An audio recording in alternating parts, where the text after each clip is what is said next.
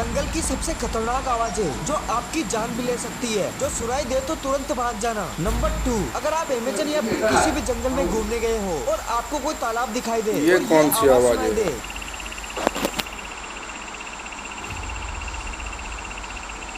तो तुरंत वहाँ से भाग जाना। दरअसल ये एक मेंढक की आवाज अच्छा, थी मेंढक जिसका का नाम आवाज। पॉइजन डार्ट फ्रॉग ये है, जिसे कौन सा देखकर आप मेंढक है झूले की भाई? गलती जरूर करोगे, लेकिन ये आपकी आखिरी गलती होगी क्योंकि ये दुनिया का सबसे जहरीला मेंढक है जो कि एक ही बार में अपने जेल से 10 भाई इंसानों को मौत मेंढक। के घाट उतार सकता है। नंबर 1, अगर आप किसी घने नंबर 1 जंगल में कौन सा है पिकनिक के लिए आवाज गए भाई? हो और नेचर का आनंद ले रहे हो और तभी आपको ये आवाज सुनाई दे